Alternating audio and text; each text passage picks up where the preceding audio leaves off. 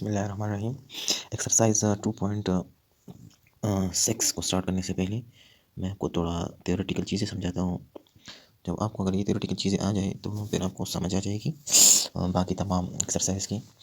तो सबसे ये जो चैप्टर है आपका, ये सेट फंक्शन और ग्रुप्स के बारे में है। तो सेट का आपके साथ ख़त्म हो गया। आप फंक्शन को थोड़ा स्टडी करते हैं कि फंक्शन क्या चीज़ है और फंक्शन काम किस तरह करता है। ठीक है, तो अभी फंक्शन के बारे में आपका ये चैप्टर है। तो फंक्शन क्या चीज़ है?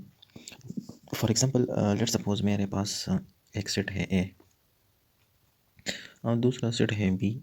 ठीक है, लेट सपोज ए के मेरे पास एलिमेंट्स है ए बी सी। ठीक है, और सेट में बी की मेरे पास एलिमेंट्स हैं 1 2 3। ठीक है, 4 भी मैं लेट सपोज लिख सकता हूँ। तो ये ए कब फंक्शन होगा बी में, समझ आई? मतलब ए और बी को हम किस तरह फंक्शन इस तरह लिख सकते, function A to B, A B की तरफ कब फंक्शन में होगा? जब first of all first condition ये है कि ए का हर एलिमेंट बी के किसी न किसी एलिमेंट के साथ अटैच होना चाहिए। जिस तरह ये देखो, सो ए को मैं 1 से मिलाता हूँ, बी को मैं 2 से मिलाता हूँ, सी को मैं 3 से मिलाता हूँ, तो ए का कोई ना कोई एलिमेंट बी के साथ अटैच है। First condition. ये फर्स्ट कंडीशन हो गई। दूसरा कंडीशन क्या है? दूसरा ये है कि ए से सिर्फ और सिर्फ एक लाइन का निकलना ज़रूरी है। अब ये ए से एक लाइन निकल रहा है, बी से एक लाइन निकल रहा है, सी से, मतलब सिर्फ ए के हर एलिमेंट से सिंगल लाइन निकलना चाहिए। अब ये अब फंक्शन होगा। अगर ये हो, देखो ए से कोई और लाइन निकल जाए, लेट्स सपोज ये वाला, ए से ये निकल जाए ये, अब ये फंक्शन नहीं है। क्यों? क्योंकि ये मेरे पास ए से 2 लाइन निकल जाए या बी से कोई लाइन निकल जाए, तो ये हो गया मेरे पास क्या डिफिनीशन फंक्शन की। फर्स्ट के ए से ए का हर एलिमेंट सेट बी के किसी न किसी एलिमेंट के साथ अटैच होना चाहिए, और दूसरा के सेट ए या बी सी सेट ए के एलिमेंट से सिंगल लाइन निकलना ज़रूरी है। डबल लाइन अगर निकल गया तो फिर वो फंक्शन नहीं होगा। अब देखें, ये दो कंडीशन आपने समझ ली। अब फर्दर मैं बढ़ाता हूँ डिस्कशन को कि आपके पास एक टर्म, लेट सपोज मेरे पास एक सीट है ए, मेरे पास एक सीट है क्या ए, सीट ए मेरे पास, और इसकी एलिमेंट्स है 5 6 7। सेट ए मेरे पास और इसकी एलिमेंट्स क्या है, 5 6 और 7 है। ठीक है, और लेट्स सपोज मेरे पास एक सेट बी है जिसके एलिमेंट है 1 2 3। ठीक है, तो इसका मैं ऑर्डर पेयर बनाता हूँ। ए क्रॉस बी क्या होगा इसका ऑर्डर पेयर? ए क्रॉस बी क्या आएगा इसमें? देखो, सेट ए में मेरे पास 5 6 और 7 एलिमेंट्स हैं, सेट बी में 1 2 3 है, तो मैं 5 और 1 को लिखूँगा, 5 और 1 को एक ब्रैकेट में लिखूँगा, ये 5 है, और 6 और 2 को लिखूँगा, और 7 और 3 को लिखूँगा।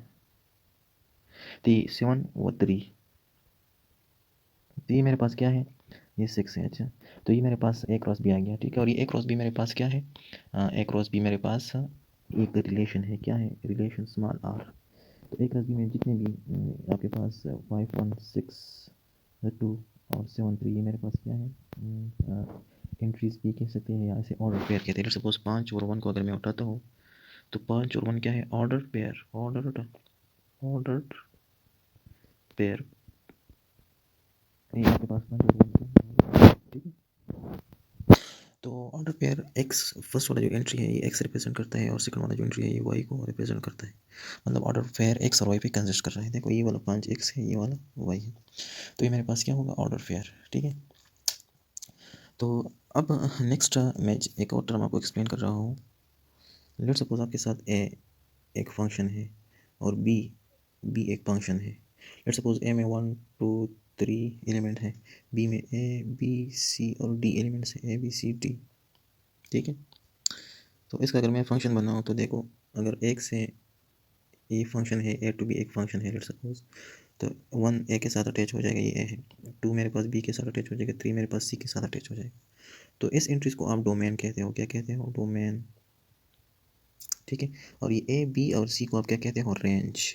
डोमेन इसको, ए के एलिमेंट्स को, और ए बी सी जिसके साथ अटैच है उसे क्या कहते हो? Domain, sorry range. लेकिन ए बी सी डी तमाम एंट्रीज जो है, ए बी सी डी, ये तमाम जो एंट्रीज है इसको आप क्या कहते हो? को डोमेन।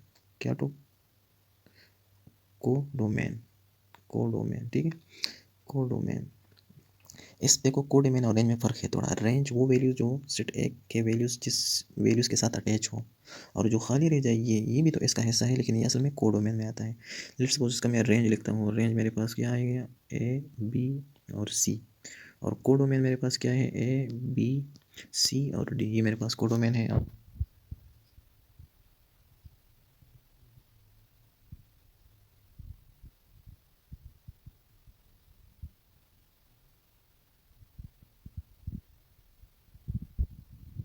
फंक्शन के टाइप्स में नंबर फर्स्ट है आपके पास,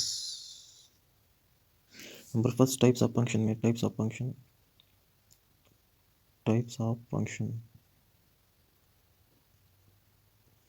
तो टाइप्स ऑफ फंक्शन में नंबर फर्स्ट मेरे पास क्या है, वन वन फंक्शन। कौन सा फंक्शन, वन वन फंक्शन, ठीक है। अब मैं लेट्स सपोज ड्रा करता हूँ, ये मेरे पास सेट ए है और ये मेरे पास सेट बी है, और set A set be towards क्या है, फंक्शन में है एफ। लेट्स सपोज सेट ए की एंट्रीज है एक्स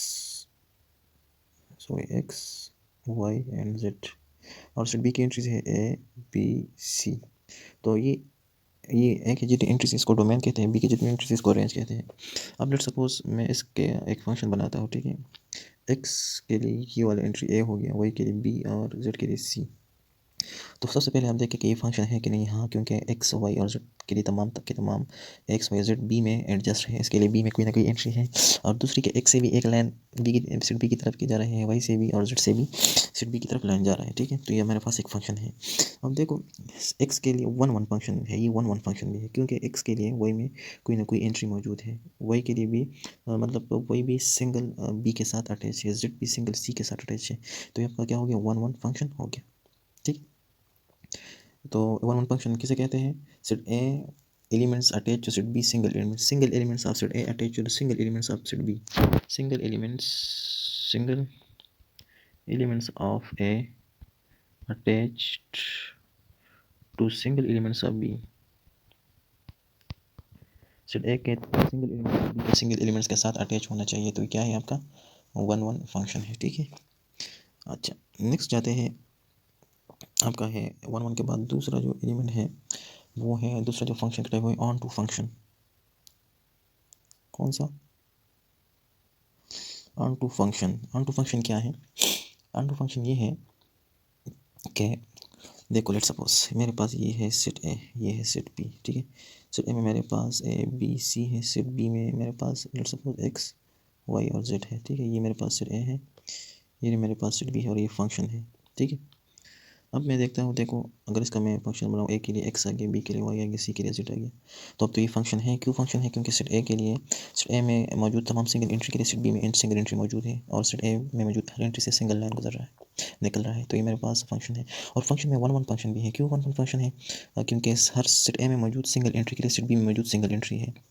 अब ऑन टू में ये हमारे पास क्या चीज़ है जो अब हम इधर पढ़ रहे हैं। देखो अगर इसका मैं रेंज का अगर मैं इधर लिख दूँ तो इसका रेंज क्या है, रेंज है एक्स वाई जेड, इसका रेंज है। लेकिन इसका कोडोमेन जो है, कोडोमेन भी मेरे पास एक्स वाई जेड है। तो मतलब कि सेट बी में ऐसा कोई एंट्री ना रह जाए जो जिसका फेयर ना बने सेट ए में मौजूद एंट्री के साथ। तो ये मेरे पास ऑन टू फंक्शन हो गया, ठीक है। तो ये देखो इसका रेंज भी है और इसका कोडोमेन भी है, तमाम के तमाम एंट्रीज को कोडोमेन जिस तरह मैं स्टार्ट में मैंने लेक्चर में बताया। तो ये मेरे पास ऑन टू फंक्शन हो गया। तीसरा एक है मेरे पास, उसे कहते हैं, तीसरा जो है मैं उसे मैं कहता हूँ into function. Into function. अब देखो लेट्स सपोज मैं एक सेट ए ड्रा करता हूँ, ये हमारे पास सेट ए है और ये मेरे पास सेट बी है। लेट्स सपोज ये सेट ए सेट बी की तरफ फंक्शन में है, इसमें एंट्रीज है एक्स वाई जेड और इधर एंट्रीज है ए बी सी डी, ठीक है। अब इधर इसका अगर मैं ड्रा करूँ तो एक्स के लिए वाई में ए है, वाई के लिए बी है और जेड के लिए सी है। तो अब अगर इसका मैं रेंज निकालूँ तो रेंज इसको इस तीन एंट्रीज को रेंज का हो गया ए बी सी, एस का रेंज। लेकिन अगर मैं कोडोमेन निकालूँ तो कोडोमेन मेरे पास क्या होगा, A B C and D. तो डे के codomain is not equal to range. तो ये मेरे पास क्या है, इनटू फंक्शन है। तो अब ये मेरे पास इनटू, क्योंकि ये एंट्री मेरे पास इसके लिए सेट ए में कोई एलिमेंट मौजूद नहीं है। तो इनटू फंक्शन वो फंक्शन होगा जिसमें जिसका रेंज कोडोमेन के बराबर नहीं होगा। Range is not equal to codomain, तो ये मेरे पास क्या है N2 फंक्शन। तो ये आपका थ्योरेटिकल इंट्रोडक्शन था। अब इंशाल्लाह 2.2